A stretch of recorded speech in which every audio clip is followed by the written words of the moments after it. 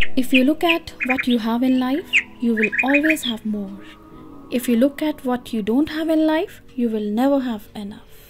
Hello everyone, welcome back to my channel. And in today's vlog, I'm going to share my Sunday routine with you. So let's start with the breakfast. In the breakfast, I made bedmi puri with potato curry. So here I have done some pre-preps. I have already cut potatoes and I have soaked them into water so that they doesn't turn black or caramelized. And this is the atta or flour that I have used for bedmi puri, which really made my life simple and fast, and it really gives an authentic flavor to our puris. Now let's start preparing our potato gravy. So here I have taken 2 teaspoons of oil, and in goes 1 teaspoon of cumin seeds, 1 teaspoon of rye, that is mustard seeds, and 1 teaspoon of fennel seeds, that is saunf, and in goes half teaspoon of nigella seeds, that is kalonji. Along with it, in goes half teaspoon of whole coriander seeds. Give it a good mix, or else you can use panch foran masala. Just make sure to keep the flame on low, or else you may end up burning your spices. And in goes a pinch of asafoetida, and here I have frozen tomato puree cube. So this might be around 2 to 3 tomatoes. And in goes ginger garlic paste. I have frozen these pastes, or else you can simply take ginger, garlic and tomatoes and blend it into your mixer grinder and make puree out of it and just pour it in. And yes, I have also added a green chili and a handful of curry leaves. So in goes some spices like coriander powder, turmeric powder, salt, some kasuri methi, that is dry fenugreek leaves. And yes, you can also add dry Kashmiri red chili, whole red chili. Give it a good mix and add around 2 lengthwise cut onions. I prefer to use onions at this stage. Just try it once and I'm pretty sure you'll love it. And in goes our potatoes with some enough water. Give it a quick stir.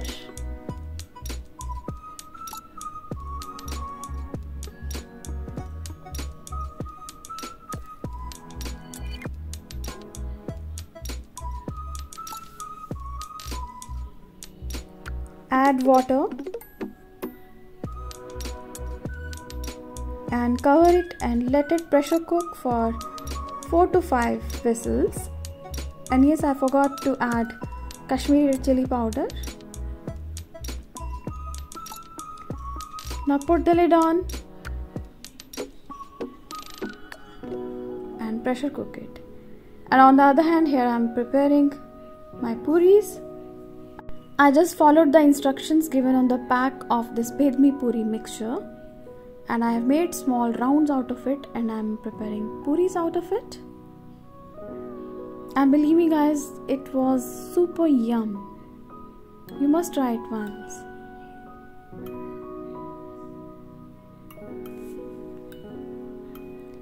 So here I am done with my puris and potato curry. That was all we had in our brunch. So our breakfast, or you can say the lunch, it was all filling. And for the evening, here I am preparing some rasmalai. Here I am preparing rabdi for the rasmalai. So here I have taken around 700 ml of water, and in goes half cup of powdered milk. Give it a good stir and let it cook for a while, as I want my rabdi to be on thicker side. So I'll cook it on medium to low heat. And in goes some saffron strands, that is kesar, and it is optional if you want to add Milkmaid or condensed milk into your rabri. This is entirely optional. I have just added 1/4 cup of it. If you don't have, you can just skip it. Now let it cook and simmer it for around 10 to 15 minutes, and it will reduce to half of its quantity. Here, as you can see, thickened malai or thickened fat collected over the surface. Just try to incorporate into the mixture and you will end up into a thick, yummy, mouth-watering rabri. You can add sugar in it, but the Milkmaid, that is the condensed milk, and the powdered milk that we have added, it already contained sugar, so it was sufficient for me. Now rabri is ready, and I have taken the store-bought rasgullas and I have squeezed all the juice out of it, and here goes the rabri over this rasgullas. And yes, just wait for the rabri to come at room temperature, and then and only then you need to add your rabri to your rasgullas. So here I have made rasmalai in a very simple, easy peasy manner. Now top up with some finely chopped almonds or pistachios if you have, that is optional. Cover it and let it cool and serve it chilled.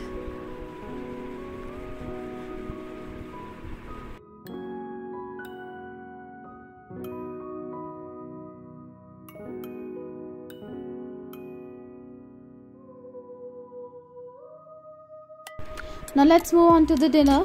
In the dinner, I prepared restaurant style paneer makhani. So here goes some oil into the wok, and in goes 2 green cardamoms, 1 cinnamon stick along with 2 cloves, and in goes 2 roughly chopped onions along with 2 dry red Kashmiri chilies. Don't forget to add dry chilies, as they really enhance its flavor and it gives our paneer that roasted flavor. And in goes a handful of cashews, and here goes 2 roughly chopped tomatoes. Give it a good mix.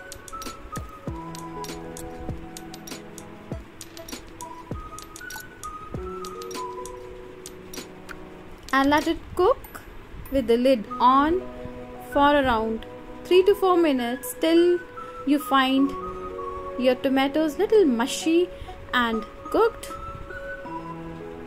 Don't forget to stir it in between. It's not yet done, so I'll give another 2 minutes and we'll wait for another 2 to 3 minutes for this to be done, and later on we'll grind it to a fine puree. On the other hand, here I have taken little milk along with some paneer, and I have blended it into the blender to make a paste out of paneer and milk. I just took 2-3 cubes of paneer along with some milk. So here into the wok I have taken some oil, or you can take butter, and in I have added some cumin seeds. And now I'm going to add red chili powder. I have used Kashmiri red chili powder. This will give a very vibrant red color to our gravy. And in goes 2 teaspoons of coriander powder, half teaspoon of turmeric powder. Give it a mix and just make sure to keep your flame on low, as we don't want to burn our spices. And in goes ginger garlic paste. I have frozen cubes with me. You can add freshly ground paste of ginger and garlic.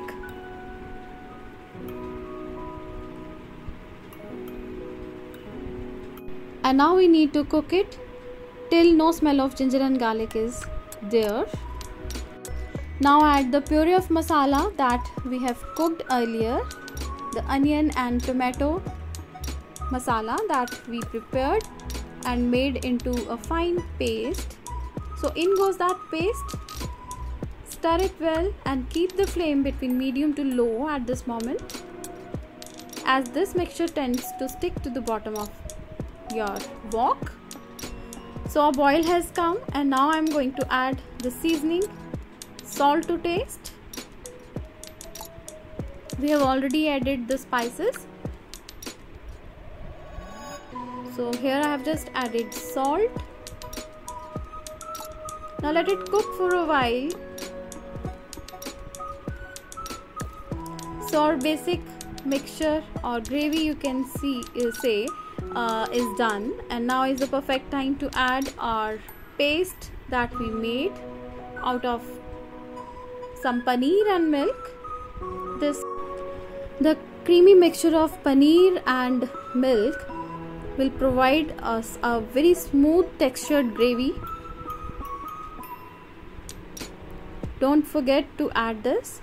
Now put the lid on and cook it for 3 to 4 minutes, but keep stirring in between, because this tends to stick to the bottom. So keep stirring in between, and here goes a handful of dry fenugreek leaves, that is kasuri methi leaves, along with some garam masala. Again give it a good mix. And now is the perfect time to add our paneer. So here I have cut the paneer into cube size pieces, and in goes paneer. Here I am adding paneer as such, or you can saute these paneer pieces in little bit of oil if you want, but I like my paneer gravy and my paneer pieces as such. So it's entirely optional to roast these paneer cubes or not. So in goes little bit of water. This depends on the consistency of your gravy. If you want it on thicker side, then add less water. If you want it little runny, then you can add more of water. So after some time, this is how it looks. It is absolutely done, and yes, I am all set for my dinner. I'm going to enjoy it with naan, and yes, do let me know in the comment section below how it came out. So until my next vlog, stay home, stay safe, and eat homemade good food, and take good care of yourself. I'll be back in another interesting vlog. So till then, take care. Bye bye.